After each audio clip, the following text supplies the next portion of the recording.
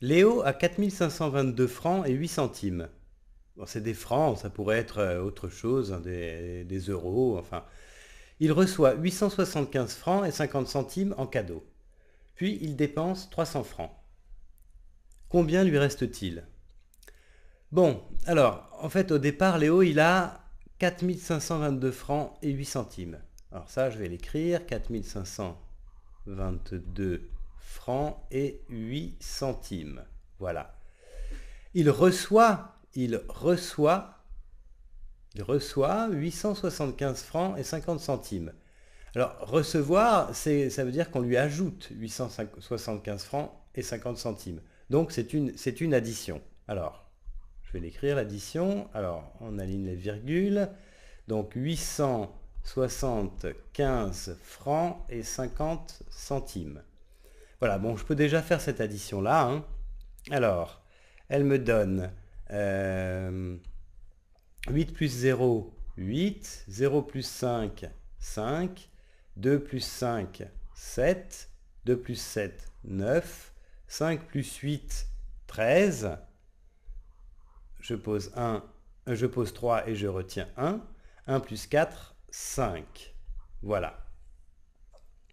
Alors maintenant je place la virgule en dessous des deux autres.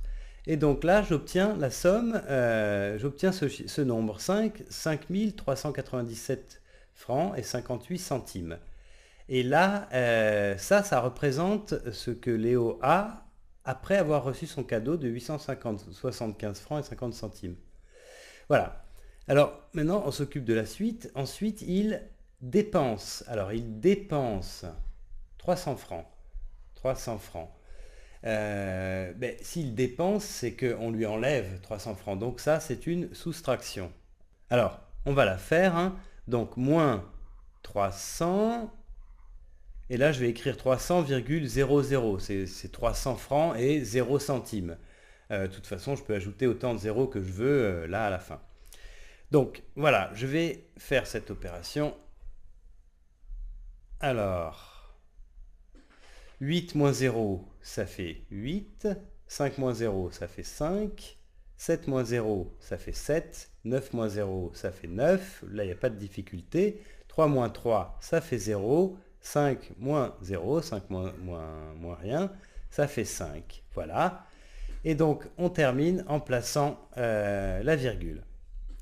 Et voilà, on trouve le résultat. Donc ça, c'est 5097 francs et 58 centimes. C'est ce qu'il reste à Léo après avoir reçu son cadeau et dépensé ses 300 francs.